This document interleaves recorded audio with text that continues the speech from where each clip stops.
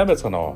Оны movie сувг өнөөдөр та бүхэндээ 2014 онд дэлгэцнээ гарч олон хүний зүрх сэтгэлийг хөдөлгөж чадсан нэгэн гайхалтай драм болох The Judge буюу Шүүгч хэмээх киног ярьж өгөх гэж байна.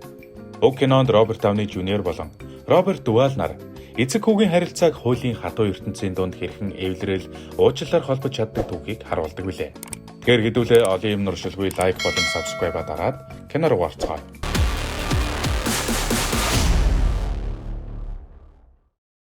Хэнк Палмер бол Чикагогийн шилдэг өмгөөлөгчдийн нэг. Хэнк маань ээлжид нэгэн шүүх хуралдаа орох гээд шүүхийн ордонд хугаалгын өрөөнд тухтайхан бие засч байтал яллагч Майк Кэдэн гэх нэг сэлбэлцэн нөхөр орж ирээд түүнийг ёс зүйгүй дээр нь олон гимбуруутай хүмүүсийг өмгөөлж байж яаж бүтэн ойртой унтдгийг нь асуудаг. Хэнк чи хэлдэ. Үйлчлүүлэгч буруутай гэдгийг мэдсээр байж өмгөөлөх ямар байдаг вэ? Зүгээр шүү дээ. Буруугнууд нь намайг хөслөхөд мөнгө нь хүрдэггүй юм гэж хэлдэг. Үүнээс бид Хэнкийг өмгөөлсөн үйлчлэгч нь мөнгөтэй л бол буруутай ч байсан хамаагүй өмгөөлдөг дээр нь тэр чинээний хуулийн мэдлэг өндөр хатуу самар гэдгийг нь олж мэднэ. Ингээд кино маань шүүх танхимд үргэлжлэх бөгөөд Хэнкийн утсанд нэгэн мэдгэл ирсэн нь дууд шудан байна. Тэрхүү дууд шудан сонстол түүний ээж нас барсан талаар харамсалтай мэдээ байлаа. Үзэгдэл шилжихэд бид Хэнкийн өхөөрдөн охин Лоррейныг олж харна. Тэр хоёрын ярианаас Хэнк автайгаа тийм ч дотн биш байсныг, дээр нь охиндоо үнэхээр хайртай гэдгийг нь олж мэднэ. Мөн Хэнк удахгүй эхнэрээсээ салж байгаа бөгөөд охиноо бие аван шүү гэж хэлдэг. Хичээл нь хэдэд эхэлдгийг чи мэдгүй Хэнк. Багшийн нэрийг мэдх юм уу? Ямар өдөр скаутын хүүхдүүдтэйгээ уулздаг, хөл бөмбөгийн дугуйлалтаар хизээ явдгийг мэдгүй чи. Дуртай өнгөийг нь чи мэдх юм уу? Би чамд охиноо өгч зовоохгүй. Охин маань бүгдийг нь маш сайн ойлгодог. Ээжигээ дандаа уйтгарлаг гэдгийг ч мэддэг. Уйтгарладаг. Нэр нь үү? Тэгээд чи уйтгарласнасаа болоод Facebook руу ороод коллежийн танил Жошиго найзаа болгоод тэгээд түүнтэйгээ унтсан болж таарж байна уу? Миний цэцгийг усалж яваарай. Баярлалаа. Гэж хэлээд яваад өгдгөө. Ингээд Хэнк ээжигээ оршуулахаар Индиана мужийн Карлнвилл руу явдаг. Хэнк гэртээ ирээд ээжийнхээ цогцонд хүндэтгэл үзүүлж байтал түүний дүү Дейл орж ирдэг. Дейл хөнгөн хэлбэрийн аутизмтай бөгөөд сандарсан үедээ 8 мм камерын ард нугдаж бүх зүйлийг хальсанд буулгах зуршилтайг бид олж харнаа. Мөн бид Томах Клайнтэй уулзах бөгөөд ингэж нэг ах トゥ гурав олон жилийн дараа цугларсан боловч уур амьсгал нэг л тиймхэн байдаг.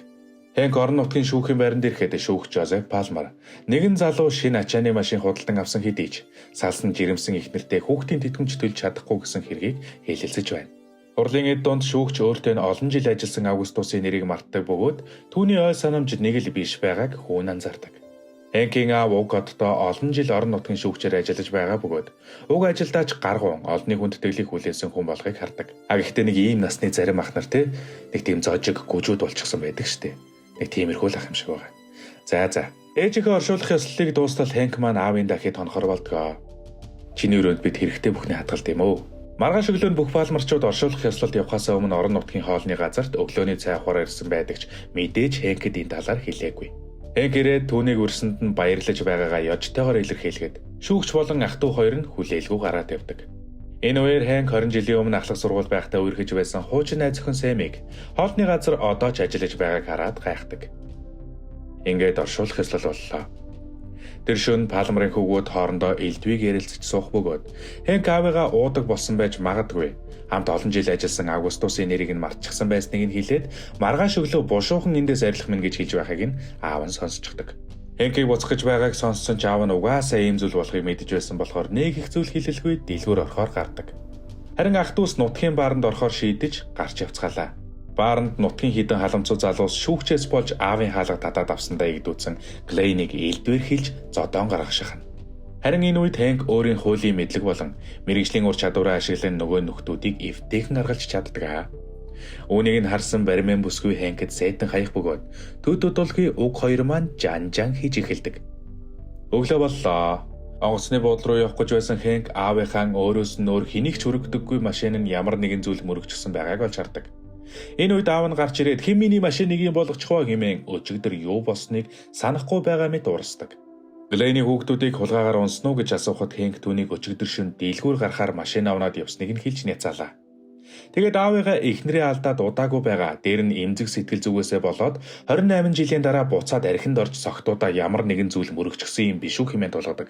Үүнд нь урсан аав нь Хэнкийн бүтлгүй гэрлэлтийн талаар маргалдаг бөгөөд ах トゥ хоёроосоо нууж байсан гэрлэлтэд цуцлуулах гэж байгаа талаар болон чиний Лиза өөр ир дөврөө дэлгэсэн билүү гэд хэлчихдэг.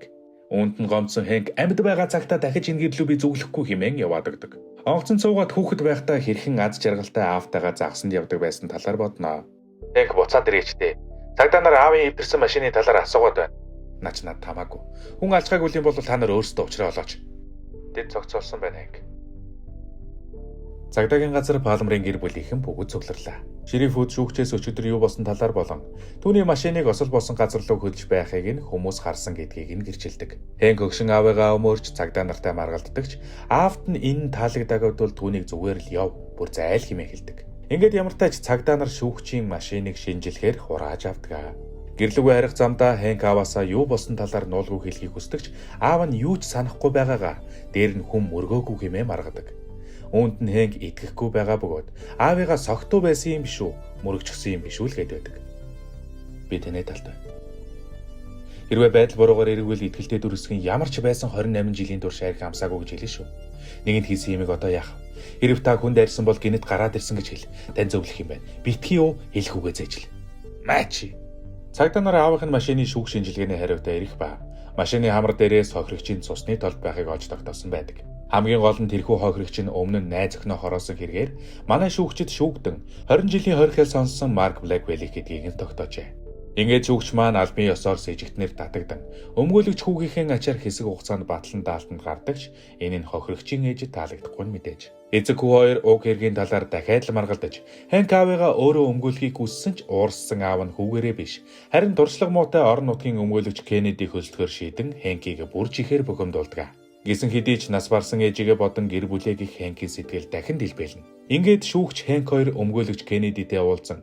Шүүх бүрэл түүний талаар сонстол яллагч нь Хэнкэд өшөөтэй дийгхэн болж тааран байдлыг улам хөндрүүлдэг. Ингээд шүүхийн урьдчилсан хэлэлцүүлэг болж нөхцөл байдал аавынх нь хөлсөлсөн өмгөөлөгч Кеннедигийн туршлагагүй байдлаас болж нэг л базаахгүй байгаад Хэнк бухимддаг. Тэд гэртээ хайрхад байдлыг ойлгосон шүүгч эцэст нь нэг юм өөрийнхөө бие төлөөлөгч болохыг Хэнкэд зөвшөөрдөг. Сансандаа хүрсэн Хэнк шүүх хурал болохоос өмнө мэдээлэл цуглуулахаар бяцхан мөрдлөг хийх бөгөөд дүү дээлээсээ аавынх нь биеийн байдал ойрт хэр байгааг асуудал зүгээр өгөө. 7 хоног болгомоор эмчтэр очдог. Тэгээд шатар тоглодог. Гэж хэлтэл аавыгаа шатар тоглодоггүйг мэддэг Хэнк лавлаж асуув. Дээл харин шатар тоглож байгаа бичлэгэнд байгааг санан тоглуултал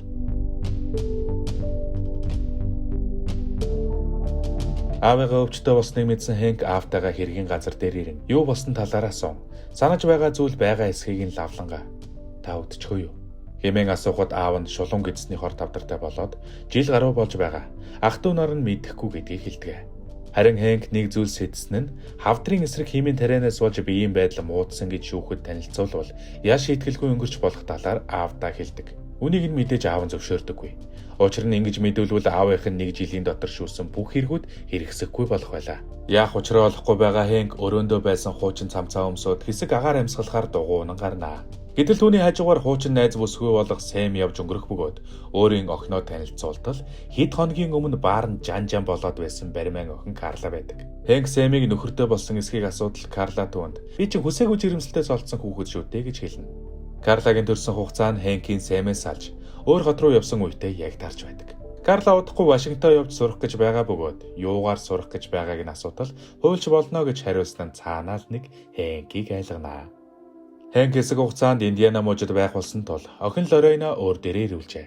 Тэрээр өвөө нь муу хүн бөгөөд түүнээс болгоомжлоорой гэж охиндоо анхааруулсан боловч Хэнкийн гайхширлыг төрүүлсэн нэг зүйл болсон нь шүүгч Лорейныг ирсэнд маш их баярлаж тэдний гэр бүл маш удаан хугацааны дараа анх удаа охинтой болж байгаа нь ингэж хэлдэг. Тэд хамтдаа аавынх нь химийн тариагаа хийлэгдэг зуны байшинд ирэх бөгөөд Хэнк эмчээс шүүх хуралд хэрэг болж магадгүй зөвс болон химийн тарианы сөрөг уруулаас болж хийзүүл харж болох эсхийг асуун үүнийг ашиглаж болох талаар тодруулж байх үеэрээ аавынх нь хавдар 4-р шатанда орсон эмчлэгдэхээс нэгэнт өнгөрсөн талаар олж мэддэг. Тэр орой Хэнк охинтойгоо хооллож байх үедээ дээд давхраас нэгэн чимээ сонстол энэ нь түүний аав байдаг.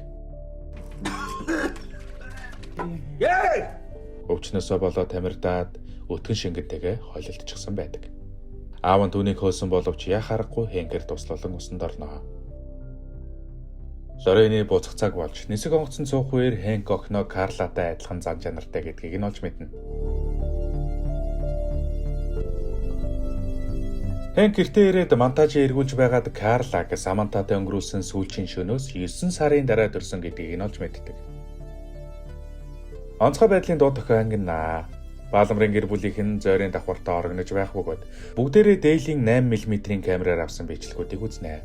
Хуучны бичлэгүүд донд тэдний бага насны аз жаргалтай дурсамжууд хөврөх бөгөөд Том Клейны бейсбол тоглоод хожиж байгаа бичлэг гарч хүн болгоныг баярлуулж байтал Кеннет Клейны автослын бичлэг гарч шүүгчийн хуучны хар бараан дурсамжийг сэдрэн урлуулна. Үүнээс болж ширүүн зодон болж бие биедээ гомдож уурсан эцэг хүү хоёр хүүтэн үгсийг бие биерүүгөө шидцгээе. Энэ үеэр бид Хэнкийг согтуугаар машин жолоодож байгаад тэрхүү аимшиг тослыг хийн. Ахыхын карьерийг үгүй хийснийг нь болон үүнд нь наав нь үргэлж харамсаж явдаг талаар сонсноо. Харин Хэнк үүнээс болж саатуулагдаж тэр орондоо 18 настайдаа гэрээсээ явж хуулийн сургуульд ороод аавдаа тоогдож сайн байна миний хүү гэх үгийг сонсохын тулд хамгийн шилдэг оюутан болсон талаар мөн олж мэднэ. Шүүх хурлууллаа. Дийгхэм танхимд байсан хүмүүстэй бичлэг үзүүлэх бөгөөд энэ үед бид Блэквелл нас орсон шөнө шүүгч тэр хоёр хоёулаа дэлгүүрт байсан гэдгийг нь олж мэднэ. Эхнэрээ оршуулсан гэлөө. Миний алсан охиноос 5 алхмын зай танай хүнийг оршуулсан гэж дуулах. Хоёулаа тийшээ очиод булшин дээр нь шээж байхад ойрхон л юм. Гэж хэлсэн нь танхимд сууж байсан бүх хүмүүсийг тавгуудуулнэ. Хэнк түүнээс асуулт асуув. Шүүгч анх Блэквелл зөөлөн хандаж 30 хоногийн турш саатуулах шийтгэл өгж байжээ. Чухам яагаад тэгсэн шалтгааныг нь асуухад Блэквелл баг байхдаа хаяа нэг тэнэглэл хийдэг дундхүү Хэнкээс нь өөрцгөө харагдсан тул түүнд туслахыг хүссэн гэж хариулдаг. Аргаа барсан Хэнк химийн имчилгээний талаар ярьж хүн бүрийн гайхширлыг төрүүлв. Энэ шүүгчийг уурлуулдаг бөгөөд Хэнк эцгээ ойл санамжаа алддаг болсныг нь батлахын тулд түүнтэй 20 гаруй жил хамтарч ажилласан цагдаа Августусыг дуудан эцгээсээ хэн болохыг нь асуудал аав нь сандаггүй. Шүүгч өөрийгөө ойл санамжаа алддаг болсныг хүлээн зөвшөөрлөө. Эцэст нь шүүх шийдвэрээ гаргаж Хэнкийн эцэгт 4 жилийн хоригдол оноодог.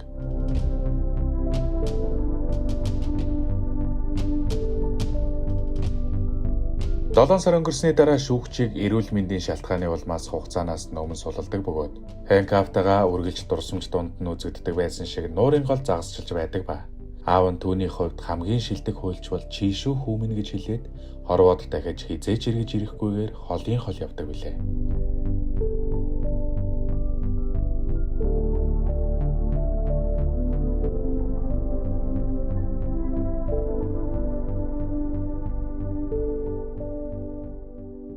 Үүнээс хойш Хэнк төрсөн хоттой үлддэг ба аавынхаа насаараа суусан шүүгчийн суудлын хажууд түүнийг дурсаж байгаагаар энэхүү кино маань төгсдөг билээ. Өнөөдөр Сэмийн охин Карла Хэнкийн охин биш болж таардаг. Том Клейн биш тэрний охин заяа. Нэг тийм юм болсон юм байлээ. Тэгээд та хэд киногоо бүтэн үзүүл нөхөд мэдчихэж болно. Тэгээд эцэг хүү гэр бүлийн харилцааг өөр өнцгөөс харуулсан хуулийн оюутнуудад үзээрэй гэж зөвлөж болохоор гайхалтай киног тэгээд та бүхэндээ ярьж өглөө. За тэгэхээр манайхан лайка дараад subscribe хийгээл байх юм бол цаашдаа өшөө олон сонирхолтой киног та бүхэндээ ярьж өгөх болно. Амлаж гинэ. За тэгээд оны movie байла. Дараа шинэ бичлэгээр уулзтлаа. Түр баяртай.